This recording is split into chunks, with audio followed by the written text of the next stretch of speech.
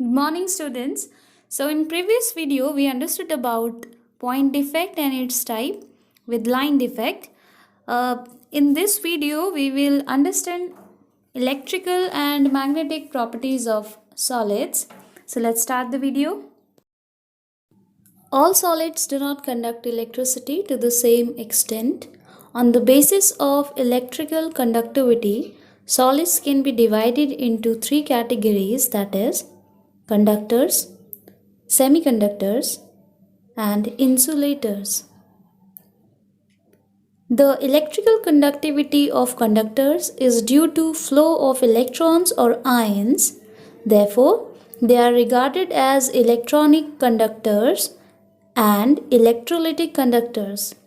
Since metals show electronic conductivity, the flow of electricity through a metal does not involve any chemical change. The conductivity of metals is of the order of 10 to the power 8 ohm inverse centimeter inverse. The solids whose conductivity lies between those of metals and insulators are called semiconductors. The conductivity of semiconductors usually lies in the range of 10 to the power minus 5 to 10 to the power 6 ohm inverse centimeter inverse. The conductivity of semiconductors is mainly determined by the impurities and defects. Electrons and holes produced by the ionization of defects are mainly responsible for the conduction of electric current in these solids. The solids which practically do not allow the passage of electric current through them are called insulators. The conductivity of insulators is of the order of 10 to the power minus 12 ohm inverse centimeter inverse, which is almost negligible. Ionic solids such as alkali metal halides do not conduct electricity at room temperature. This is because the ions present in these solids are fixed at their lattice points and are unable to move. In the absence of the movement of ions, alkali metal halides act as insulators at room temperature. However, due to the presence of vacancy or other defects, these solids show slight conductivity which increases with rise in temperature. Next is conduction of electricity in metals.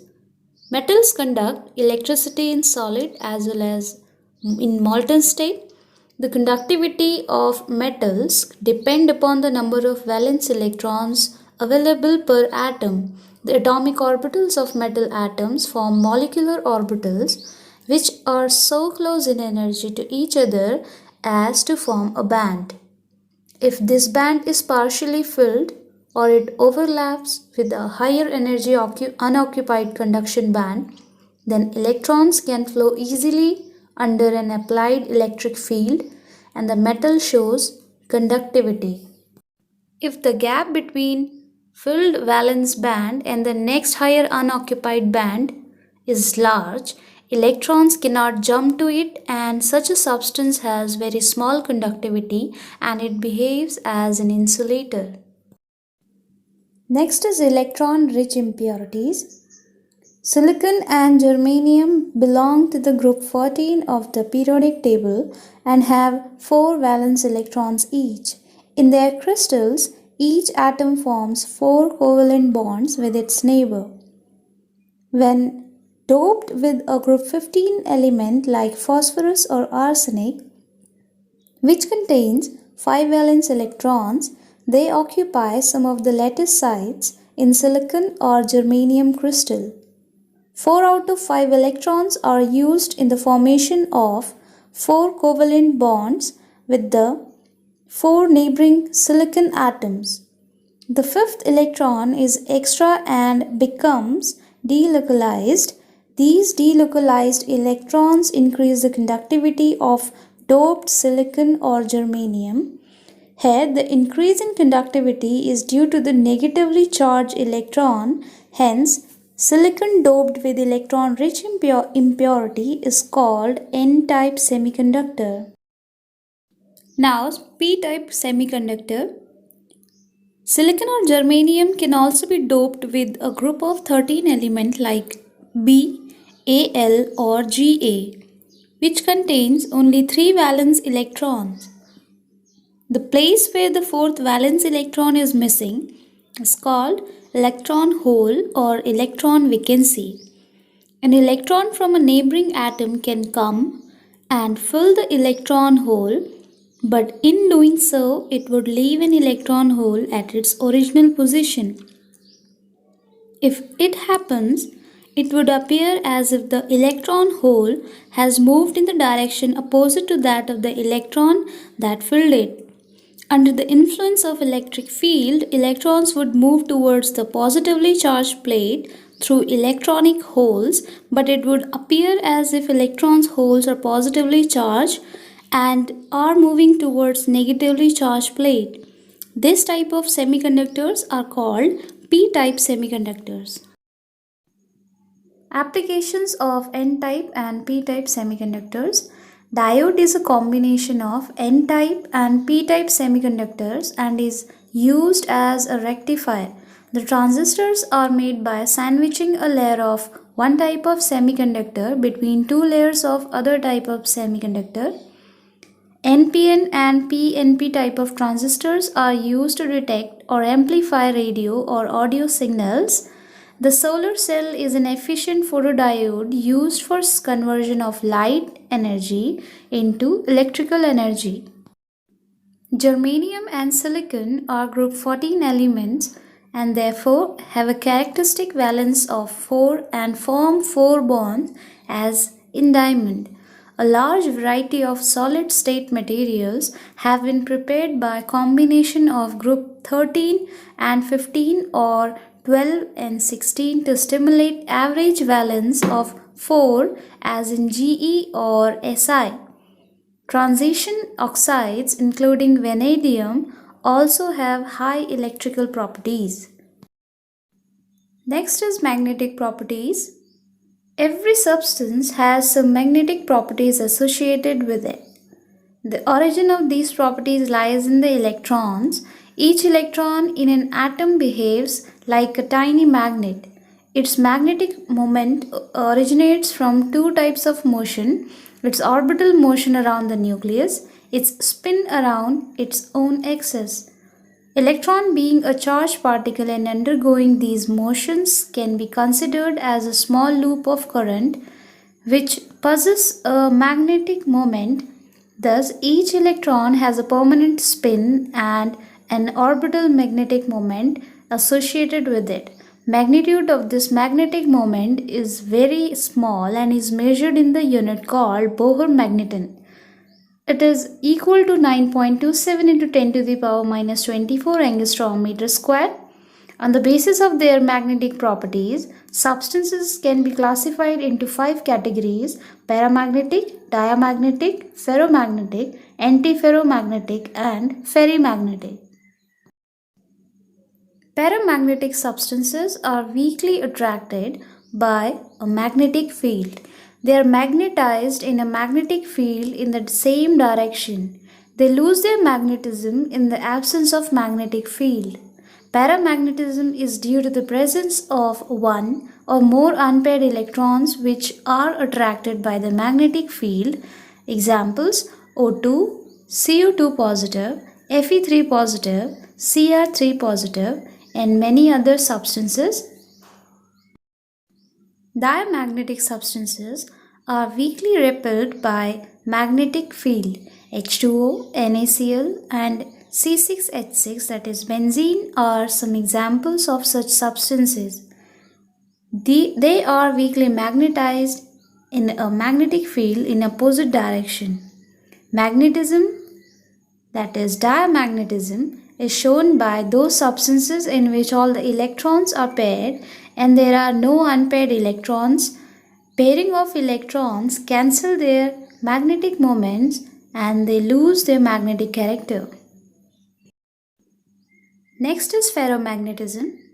A few substances like iron, cobalt, nickel, gadolinium, and CrO2 are attracted very strongly by a magnetic field. Such substances are called ferromagnetic substances. Besides strong attractions, these substances can be permanently magnetized. In solid state, the metal ions of ferromagnetic substances are grouped together into small regions called domain.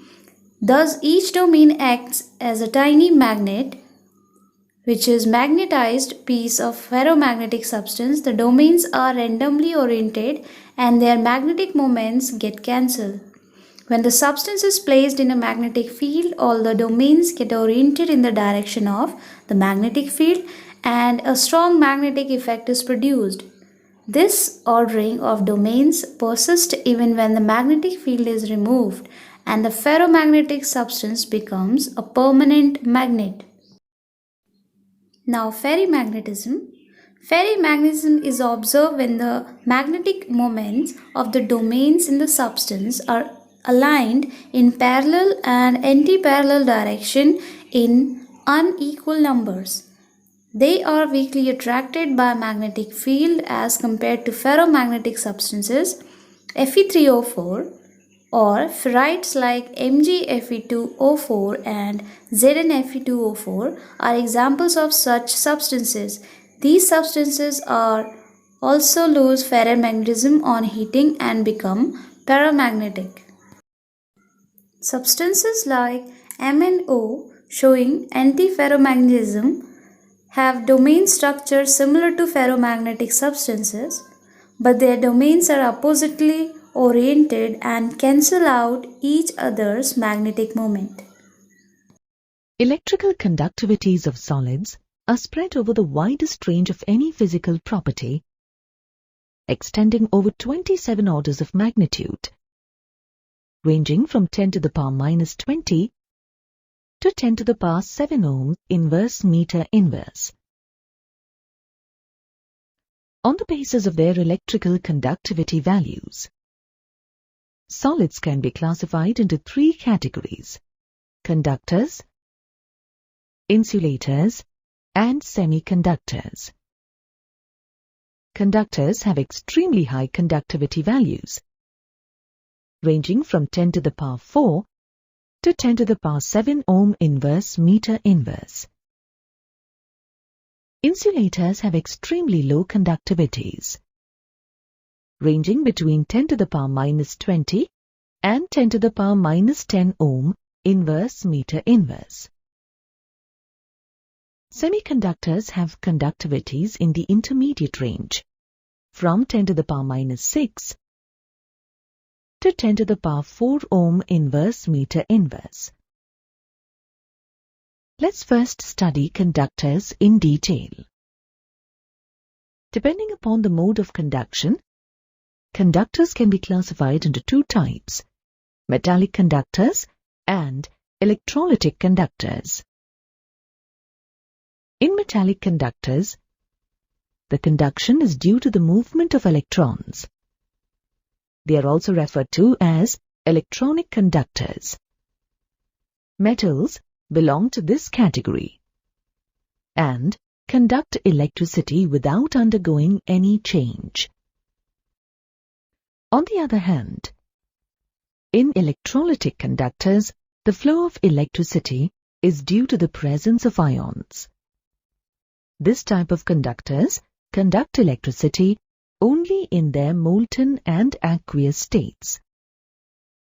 In solid state, they conduct electricity to a very small extent, and that too due to the presence of imperfections in them. Electrolytes like sodium chloride and potassium chloride are electrolytic conductors. The conductivity of metals depends upon the number of electrons present in the valence shell of their atomic orbitals. The electrons of a single isolated atom occupy atomic orbitals that form a discrete set of energy levels. When the atoms come close together, the overlap between their atomic orbitals results in the formation of molecular orbitals. When a large number of atoms come together to form a solid, the number of molecular orbitals becomes exceedingly large. Consequently, the difference in the energy between them becomes very small. Thus, in solids, the energy levels form continuous bands of energy rather than discrete levels of energy. This leads to a band of molecular orbitals of almost a continuum of energy. The band that holds the valence electrons is called the valence band. The other band, which is slightly higher in energy and is formed by the overlap of atomic orbitals, is called the conduction band.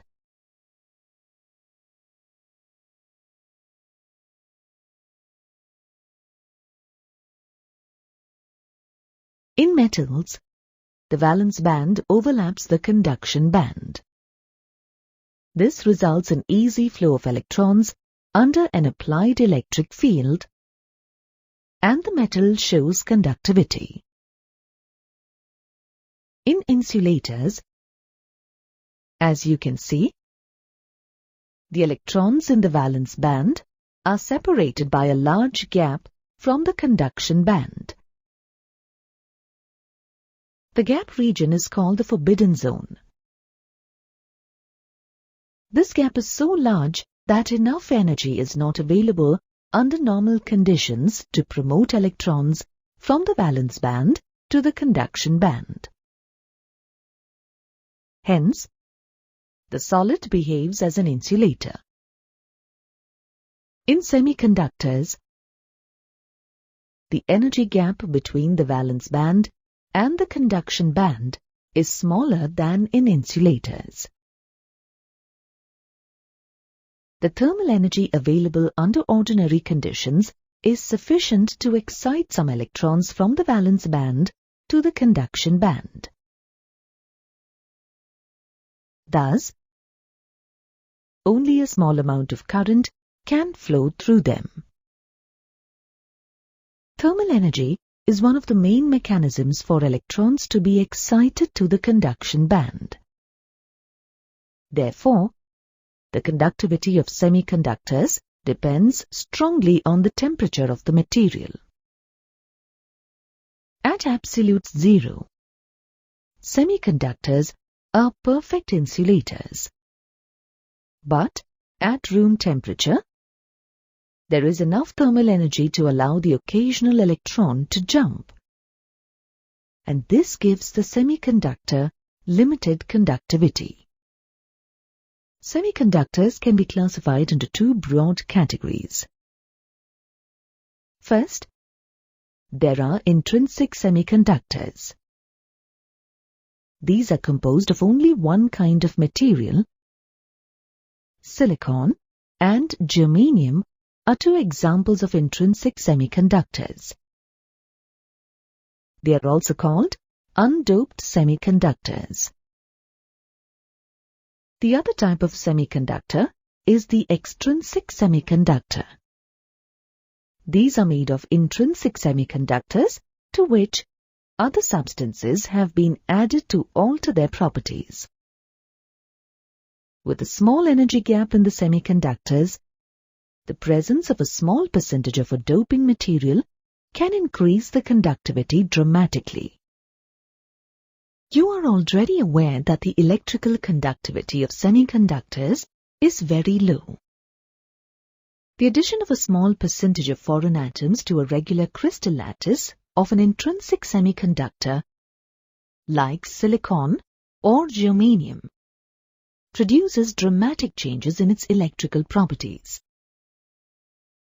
Such impurities introduce electronic defects in the semiconductor and produce an N-type or P-type semiconductor. Let us first look at N-type semiconductors.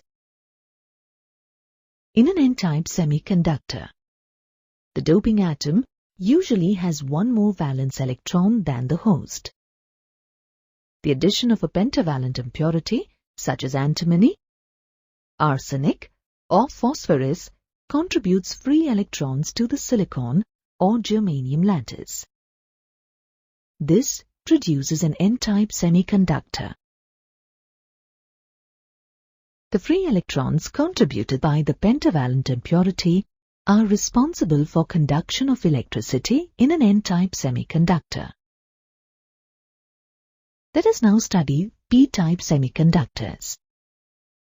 The addition of a trivalent impurity, such as boron, aluminium, or gallium, to an intrinsic semiconductor creates deficiencies of valence electrons.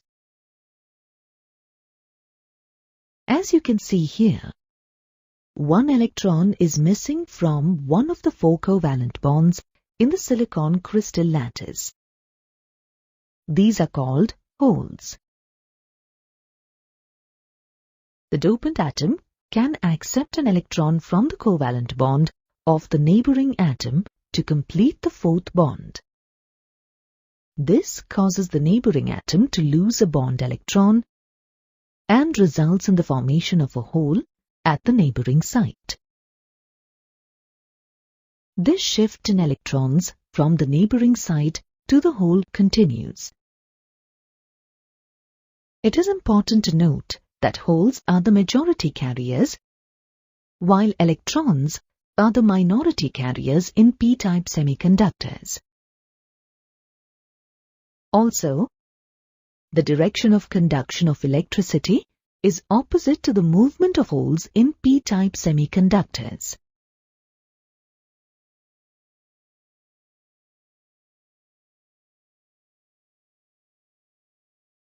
Let us now take a quick look at the applications of P and N-type semiconductors. The most important application is in a p-n junction diode. Here, a P-type and an N-type semiconductor are brought together in close contact, creating a depletion region. In the depletion region, P-type holes recombine with N-type free electrons, allowing current to pass. In a light-emitting diode, LED, this current produces light. A photodiode converts light into electricity. The common, traditional solar cell used to generate solar power is actually a large area photodiode. It is important to note that in a diode, current can flow in one direction only, but not in the other, and this forms the basis of digital electronics. One of the most popular applications of the diode is in rectifiers. Rectification is the conversion of alternating current into direct current. A rectifier is a device that allows electrons to flow only in one direction. Another application of N and P semiconductors is in the transistor. It is a semiconductor device used to amplify current. There are 2 types of standard transistors, NPN and PNP. The letters refer to the layers of semiconductor material used to make the transistor.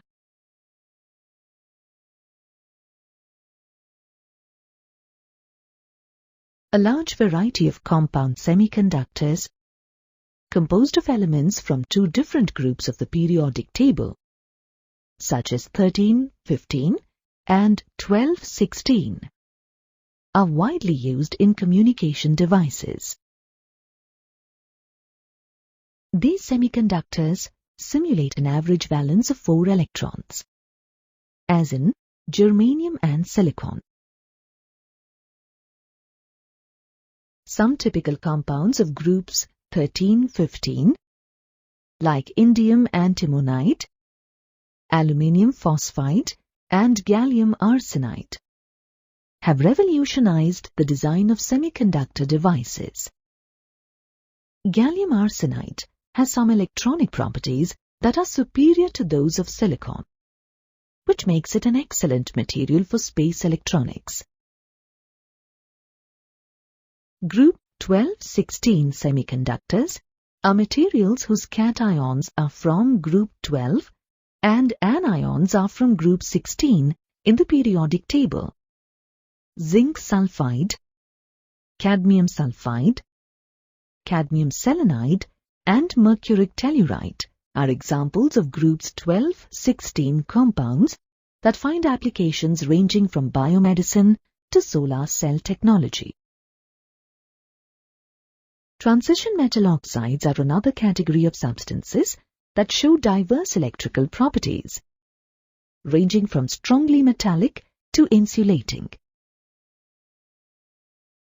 Oxides like titanium 2 oxide, chromium 4 oxide, and rhenium 6 oxide behave like metals. Rhenium 6 oxide can be compared to metallic copper in conductivity and appearance. Oxides like titanium 4 oxide, vanadium 6 oxide, and many metal 2 oxides behave as insulators. For certain metal oxides like titanium 3 oxide, vanadium 3 oxide, and vanadium 4 oxide, there is a transition in electrical property from metallic to insulators at a certain temperature.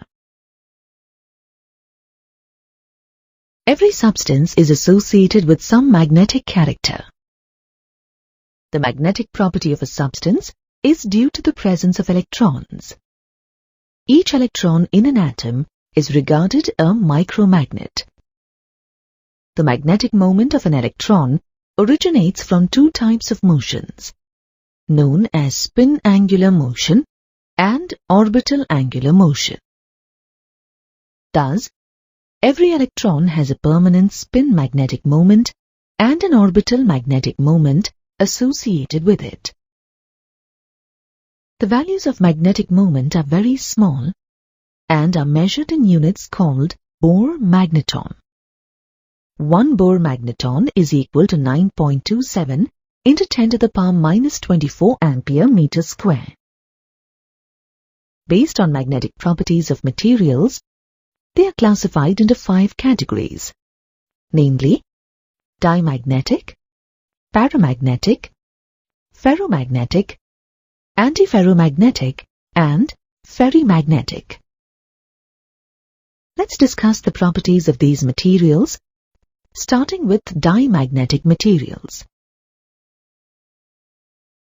Diamagnetic materials are materials that are repelled by magnets.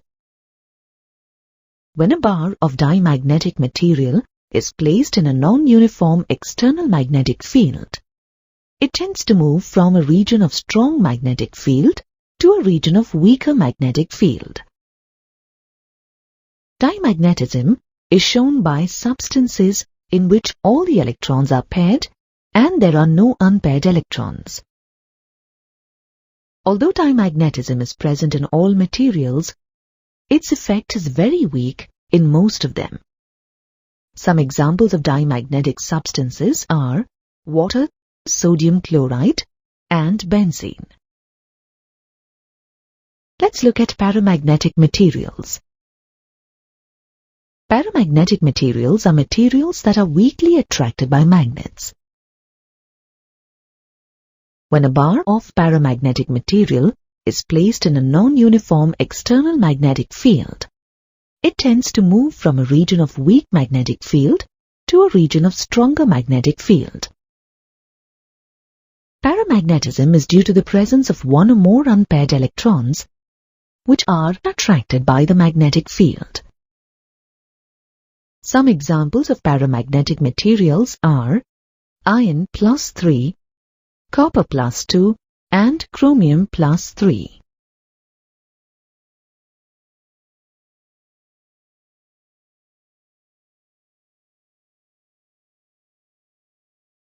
Let us now discuss ferromagnetic materials. Ferromagnetic materials are materials that are strongly attracted by magnets. When a bar of ferromagnetic material is placed in a non-uniform external magnetic field, it has a strong tendency to move from a region of weak magnetic field to a region of stronger magnetic field. In solid state, the metal ions of ferromagnetic substances are grouped together into small regions called domains. Thus, each domain acts as a tiny magnet. When the ferromagnetic substance is placed in a magnetic field, all the domains get oriented in the direction of the magnetic field. Iron, cobalt, nickel, and gadolinium are some examples of ferromagnetic materials. Let's now discuss antiferromagnetic substances. These substances have the same domain structure as ferromagnetic substances. However, their domains are oppositely oriented and cancel out each other's magnetic moments. Manganese dioxide is an example of an antiferromagnetic substance. Finally, let's look at ferrimagnetic materials. Ferrimagnetism is observed when the magnetic moments of the domains in a substance are aligned in parallel and anti-parallel directions in unequal numbers. These substances are attracted more weakly by a magnetic field as compared to ferromagnetic substances. Magnetite and ferrites like MgFe2O4 and ZnFe2O4 are some substances that show ferrimagnetism.